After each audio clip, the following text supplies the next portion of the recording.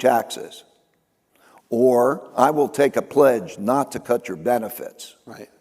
And so because of that if you don't take a pledge, then it's like this with the constituents. The constituents say something like, are you telling me that you're going to compromise with those people and you're going to raise my taxes, or I'm going to compromise with those people and I'm going to cut your benefits? Okay, no way, I don't want you in government.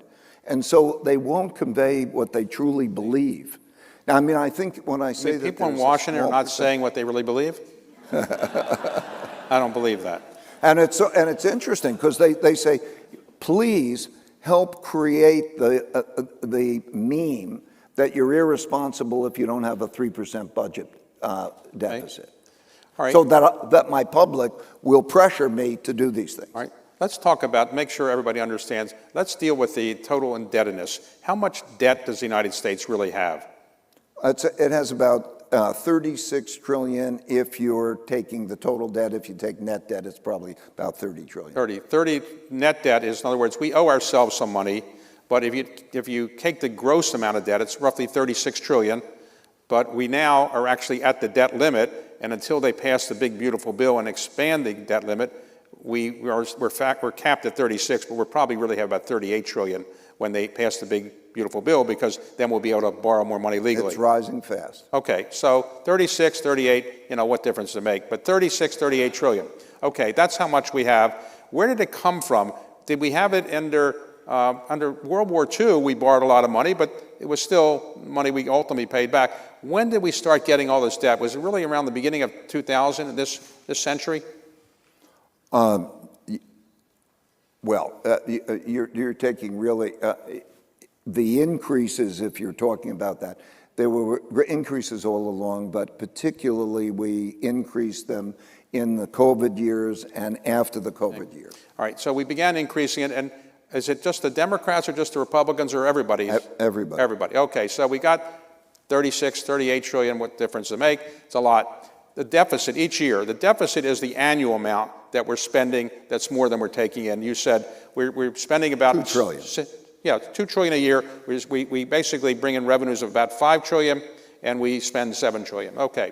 Right now, why don't we just cut the amount of money we're spending? What is the budget being spent for? What percentage is defense spending? What percentage is entitlements? What percentage is everything else? Interest. I'm going to give you numbers that look at spending. Right. What percentage of spending? But I think you should look at it almost what percentage of revenue. Okay. Okay. But anyway, about 60% is based on what we call entitlements, which is Medicare, Medicaid, Veterans Social Benefits, Security. Yeah, 60% of the budget, but about 85% of the amount we take in. Okay, then we spend on interest payments. We spend, it's about 20% of what we take in and about 12% of the budget. Roughly $1 trillion a year on interest. $1 trillion a year. Then we spend on defense about I think it's 950 billion, something like that. Yeah, something around that. Okay, right, so you've got almost $1 trillion. So if you take those and you add them up, which are relatively, they're fixed payments pretty much. Right.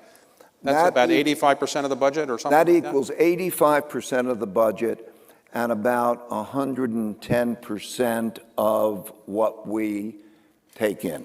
Okay. So we're spending more than we're taking in. Right. Okay.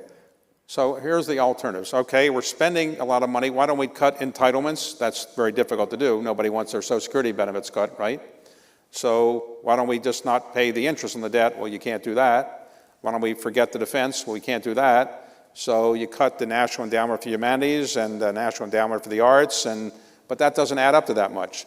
So how are we going to solve this problem? Well, you could increase taxes, and a lot of people in Washington want to increase taxes. They're not going to increase. You didn't find that many of those, right?